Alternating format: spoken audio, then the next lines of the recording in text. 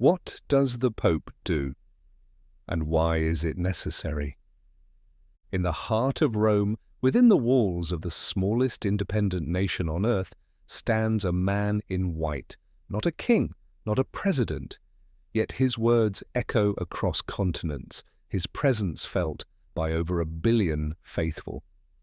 He is the Pope, the Bishop of Rome, the Vicar of Christ, the leader of the Roman Catholic Church. But what exactly does he do?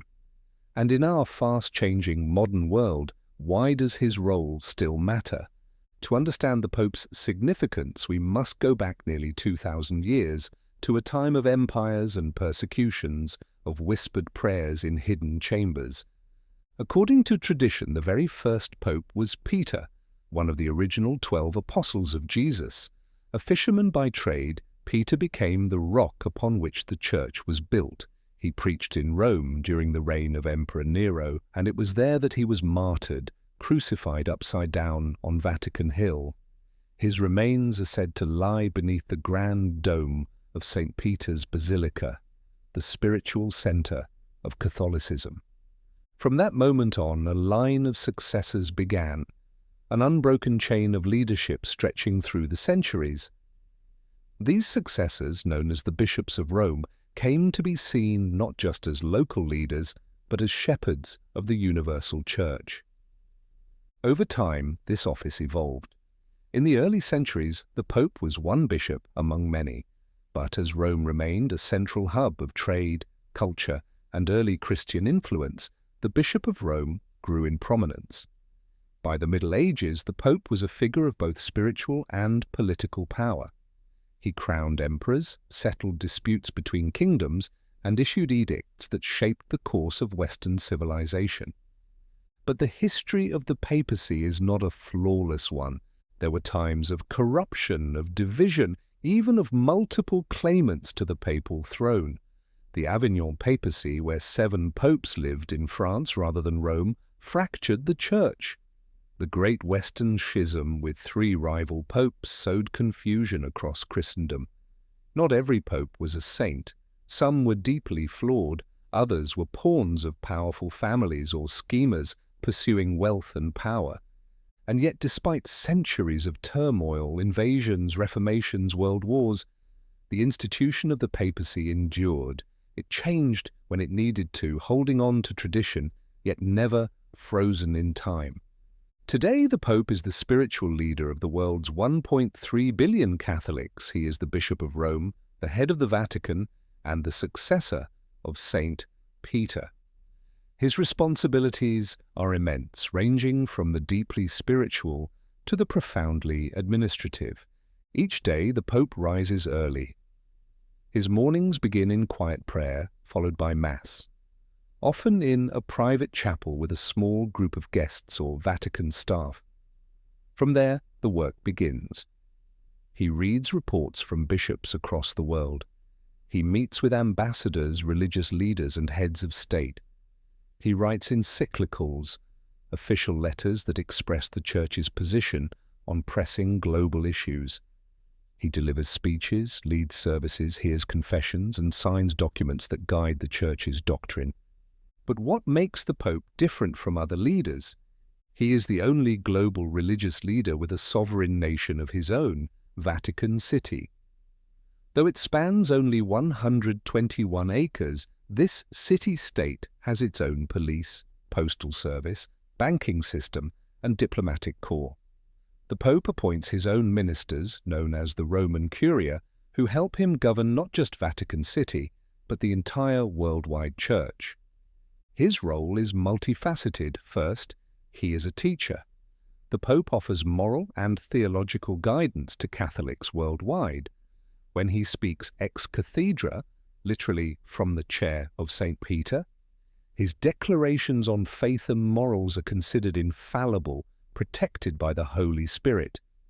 This doctrine, established in 1870, has been invoked rarely, but it serves as a reminder that the Church, in its most critical teachings, must speak with clarity and confidence. Second, the Pope is a unifier.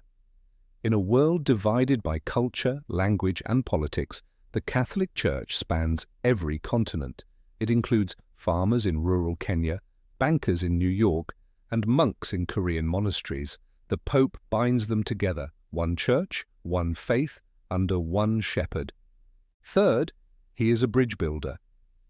The ancient title Pontifex Maximus, Latin for Great Bridge Builder, speaks to this calling. He must foster dialogue not just between nations, but between religions, between the past and the present, between faith and reason. And then there is diplomacy. The Holy See maintains diplomatic relations with over 180 countries. It sends representatives, called nuncios, to serve as ambassadors. Popes have long played a quiet but crucial role in world affairs. During World War II, Pope Pius XII worked behind the scenes to save Jews and oppose the Nazi regime. Pope John Paul II was instrumental in the fall of communism in Eastern Europe, especially in his native Poland. More recently, Pope Francis has advocated for climate justice, refugee protection, and peace in war-torn regions. The Pope also appoints bishops who lead local dioceses across the world, and from among the world's bishops, he names cardinals, his closest advisors, and the men who will one day choose his successor. The College of Cardinals is a global body representing the universality of the Church. Within Vatican walls, the Pope also oversees one of the oldest and most intricate bureaucracies in the world, the Curia. This includes the Congregation for the Doctrine of the Faith, which guards orthodoxy, the Secretariat of State, which manages diplomacy, and the Congregation for the Causes of Saints, which investigates miracles and canonizations. There are offices for charity, for culture, for dialogue with other religions, for education and evangelization. And then there is the pastoral role. The Pope is not only a global figurehead, he is, at heart, a priest. He baptizes infants, he hears confessions, he visits prisons and refugee camps, he washes feet on Holy Thursday, he listens to the grieving, the sick, the forgotten, he blesses not with power, but with presence. Some popes have embraced grandeur, others, like Pope Francis, have chosen simplicity. Francis rejected the papal palace in favor of a small guest house. He wears plain shoes, he carries his own bag. His messages emphasize mercy, humility, and the Gospel's call to serve the poor. But even in simplicity, the burden is great. The Pope is often criticized, from both sides, too traditional, too liberal, too slow to act, too quick to speak. He is expected to weigh in on everything from liturgy to artificial intelligence, from same-sex marriage to environmental degradation. Every word is analyzed, every silence too. He also bears the scars of history. The Catholic Church has faced its own failures. The sexual abuse crisis, the mishandling of power, the Church's role in colonization, its treatment of indigenous peoples, its past alignment with authoritarian regimes. The Pope must carry that history, acknowledge it, and try to heal it. And when a Pope dies, or resigns, as Benedict XVI did in 2013, the world watches as the cardinals enter conclave. The Sistine Chapel is sealed. The ballots are cast. Black smoke signals no decision. Then white smoke. Bells ring. A voice announces, "Habemus Papam." We have a pope. It is a ritual steeped in tradition but charged with consequence. The choice of a new pope can alter the course of history. So why, in a world of secularism and skepticism, does the papacy endure? Because beyond the ritual, beyond the robes, there is something enduring in the idea of a single voice that calls for peace when the world is at war. A voice that speaks of dignity when systems fail the poor. A voice that dares to say, this matters, the soul matters, conscience matters.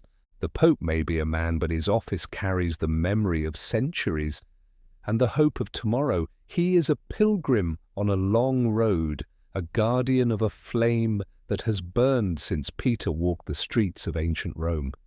And as long as people still ask life's deepest questions about meaning, about death, about love and justice and forgiveness, the role of the Pope will remain not just relevant but essential.